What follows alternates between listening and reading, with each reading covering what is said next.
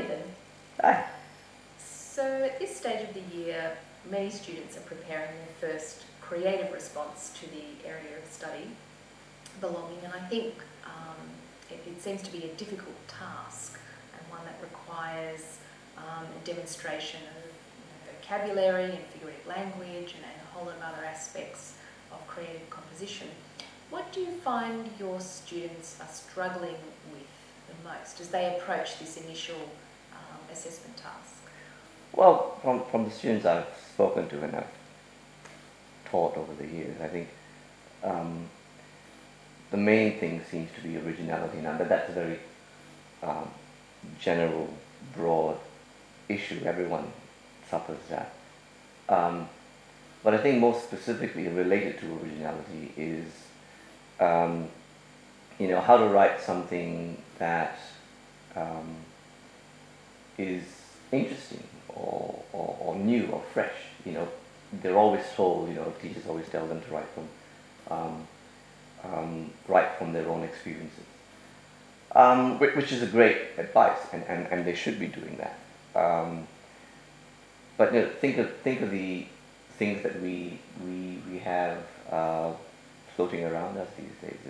This whole migration sort of plot line, or the war on terrorism, or this racism, or changing of schools and unemployment, things like that, which is fine. They're all viable plots. But how do you?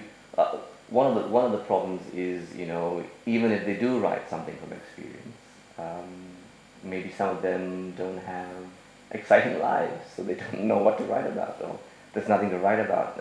If they're going to write from their own experience, their life is just, they go to school, they come back, they do their work. And even if they have exciting lives, how do they write stories about things that they see on TV or everyone's talking about in a way that's fresh, because it's been told over and over again. We all know about the paranoia about terrorism. We all know about racism. We all know about poverty and beggars on streets and stuff like that. We all know about migrational issues. It's become a cliche. How do you write something that's fresh? I think that's the main issue here. How do you, and I think law students find that a problem. How do you write something that's not going to be labeled cliche? Because a lot of these things have been co-opted by Hollywood movies and popular fiction, and it's okay for your work to be informed by those things, but there's a difference from someone categorising it as, I don't know, an appropriation or even a copy. So how do you? And especially when the syllabus requires the student to be original. So it's difficult. It's a very difficult genre to work with, because it's so value laden, so much judgment involved, so much subjective judgment involved. So if you're saying sort of the main issue then seems to be avoiding cliche, and we've talked about this before with Ursula Dubosarski, the author. And one of the pieces of advice, I suppose, that I've heard before for students is this whole idea of show, don't tell, which I know my own students, some of them find that really difficult to put into practice. What does that actually mean?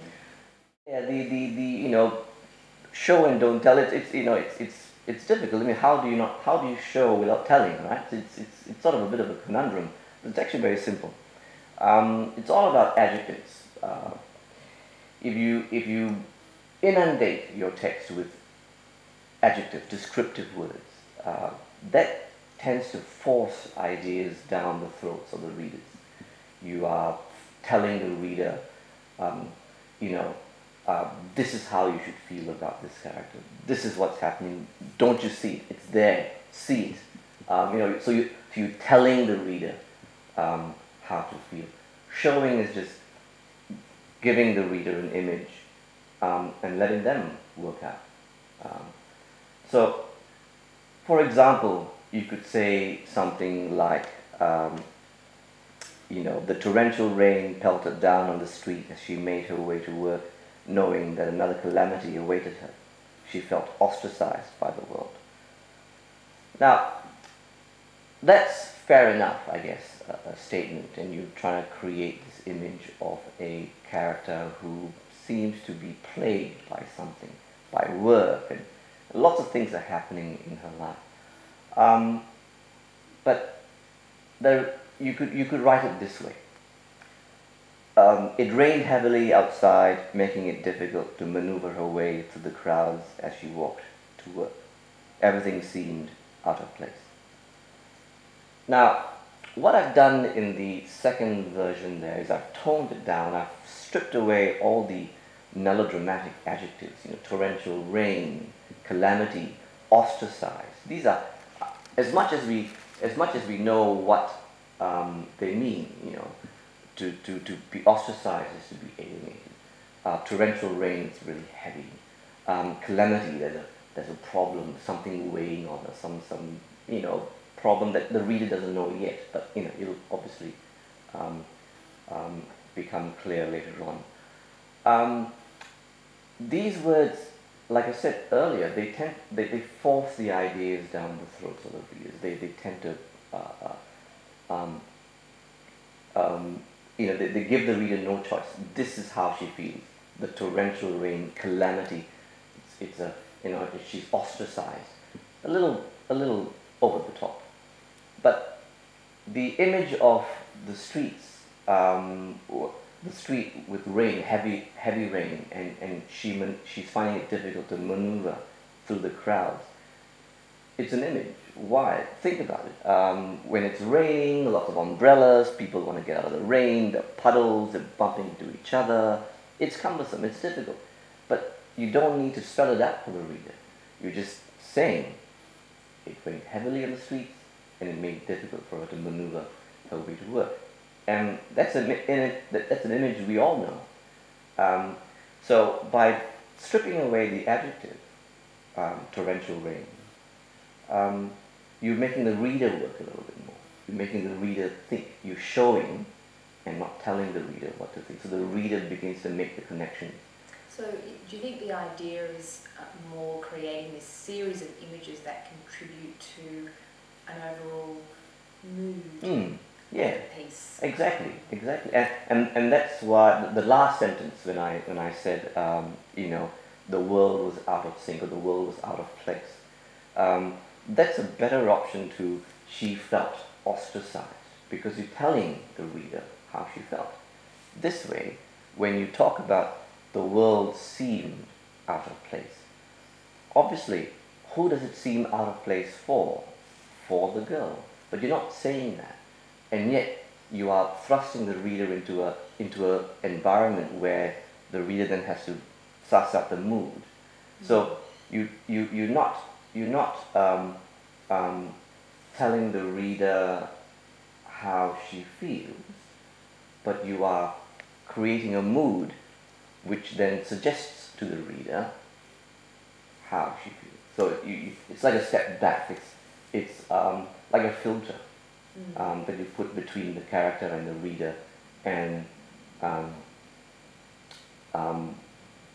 the reader has to figure out what the filter is, and then go, right, and then get access to the to the character, other than removing the filter just as you get to think.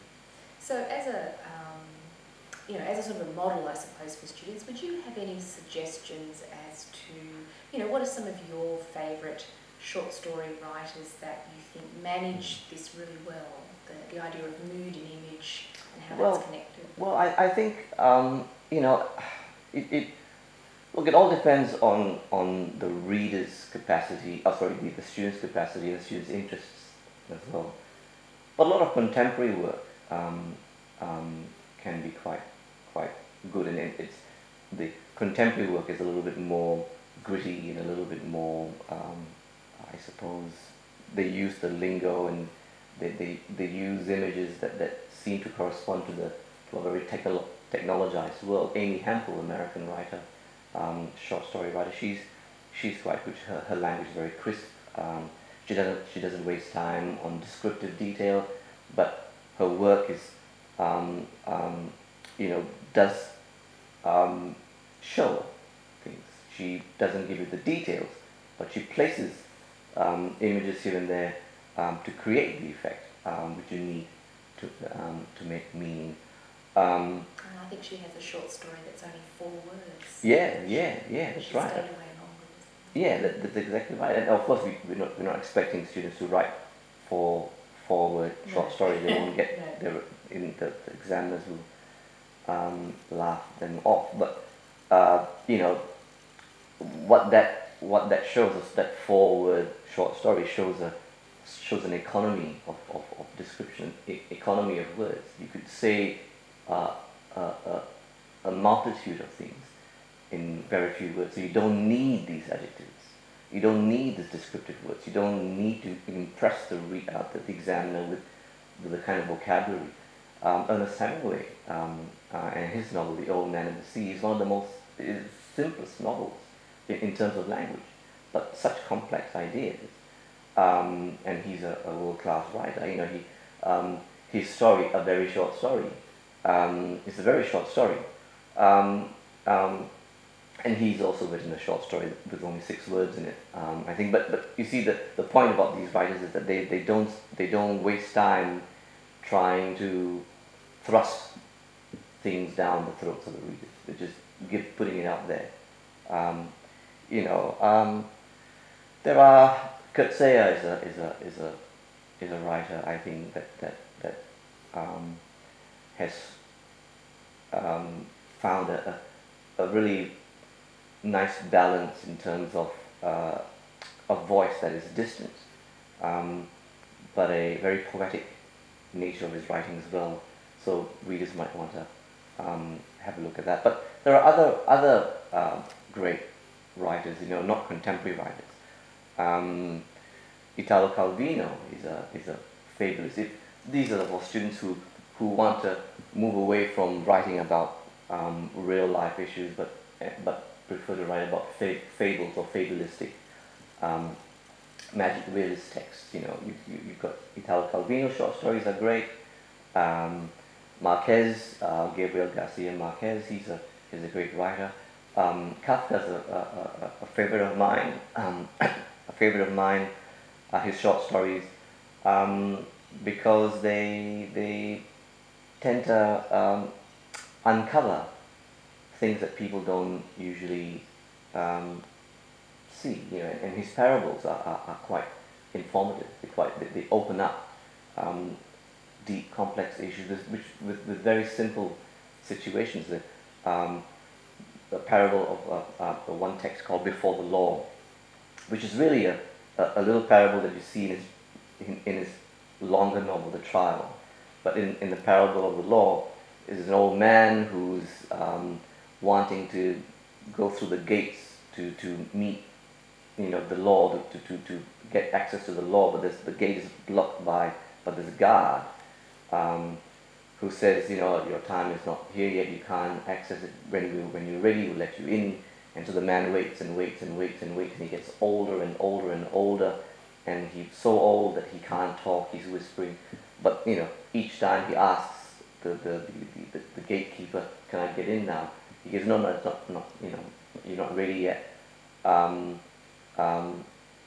And eventually the old man, he's almost dying. He's very old, and he's got one last question, and the guard has feels sorry for him and says, what is it you want to ask? And this old man says, look, everyone wants to get to the law. Everyone wants to get access to the law, to find out things.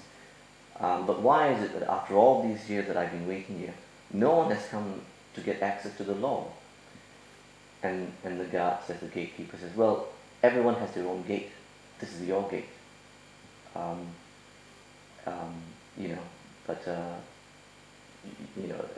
Now, and then of course he shuts the gate, and then the implication is that the old man ends up not getting in there. Now that's very metaphoric for the futility of life, the struggle to get access to something and never getting there.